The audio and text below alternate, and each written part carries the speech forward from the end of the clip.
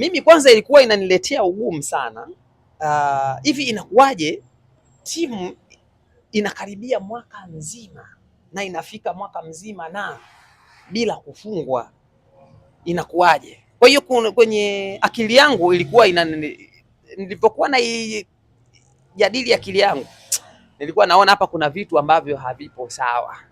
Havipo sawa nini? Nilikuwa najadili kwenye nafsi yangu kwamba yawezekana hapa kuna mfumo wa rushwa katika masuala ya nini, ya mpira.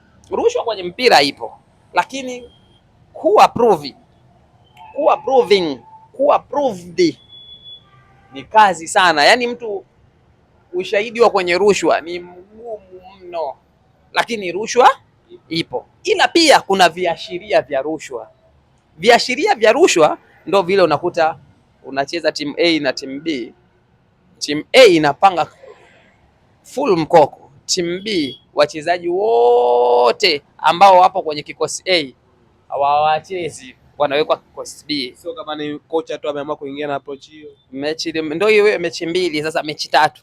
Yaani makocha ya kwamba mechi ya mwaka jana Singida wachezaji wao wote wa muhimu wameanzishwa bench, baadaye dakika ya 70 huko ndo wakaingizwa kucheza na wakaanza kuonyesha mchezo, na Jonathan Soa nafikiri alifunga mechi hiyo.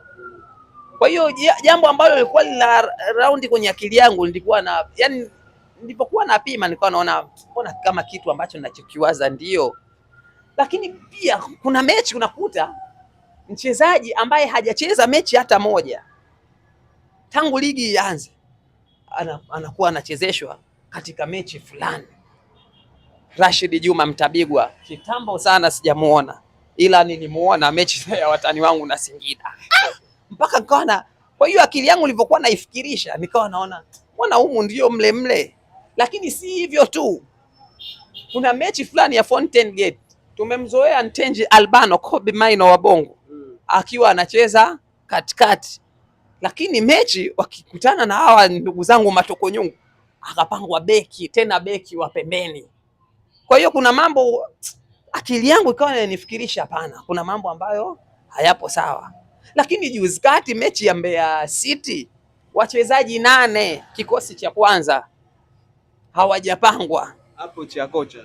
Sasa approach ya kocha mechi zote 4 hizi, lakini huyu approach ya kocha huyu akicheza na Simba Sports Club hapangi hivyo, au kunakuwa kuna approach ya kocha anapokuwa tu anacheza na watani zetu, ila kucheza Simba Sports Club haipo. Lakini juzi Mende alivyoangusha kabati, mtoto alivyompa mimba mama yake, nilishangaa sana, nikasema bado nafuatilia mpaka leo, hivi ilikuwaje? Bado hauamini? Yaani mpaka sasa hivi nasubiri mashabiki wao ndio wamerejea. Niwaga na chanzo changu muhimu sana mpaka nijue ile mechi ilikuwaje, yaani inakuwaje tawi unapoteza vile kizembe. Kwa hiyo bado naendelea kufanya uchunguzi, lakini haimaanishi kwamba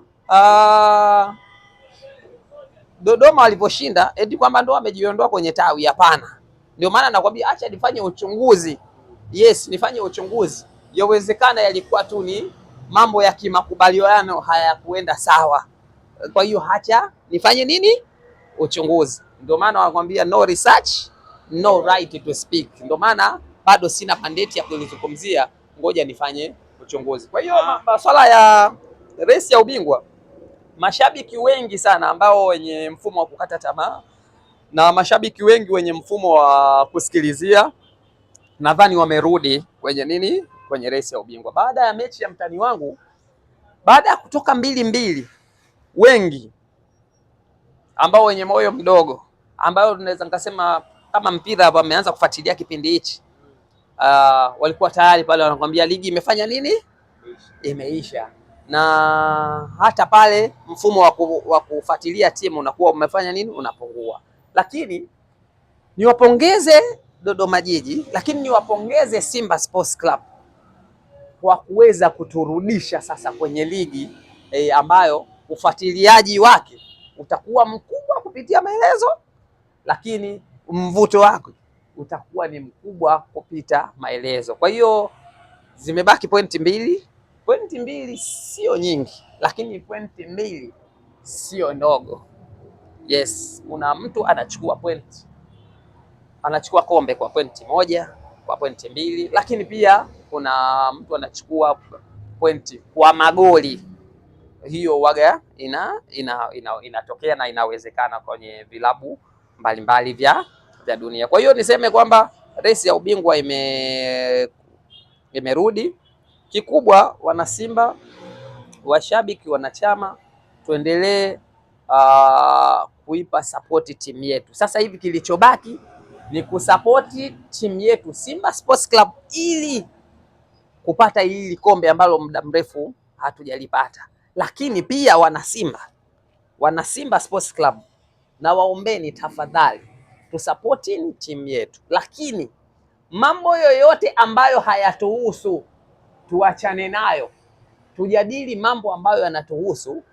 Ya kwanza kupata hili kombe letu msimu huu, likishaisha ndo tutaanza sasa kuwauliza viongozi masuala ya kadi za wanachama inakuwaje, masuala ya kiwanja inakuwaje, kwa hiyo hayo masuala ya basi inakuwaje. Kwa hiyo hayo yote tunaweka kwanza pending, tunapambana mpaka pale ambapo tutapokamilisha, ili mradi ili kombe tulichukua, tusipotezwe na focus yoyote. Kwa hiyo wana Simba, yoyote ataikuletea agenda yoyote ya upande wa pili, ataikuletea agenda yoyote ya wapinzani, mwambie hivi, sasa hivi nina jambo langu la kuchukua kombe la NBC 2025 2026. Hiyo agenda yako naomba kajadilini kwenu huko. Sisi sasa hivi tuna agenda yetu, ndugu yangu. Shukrani. Basi shukrani sana.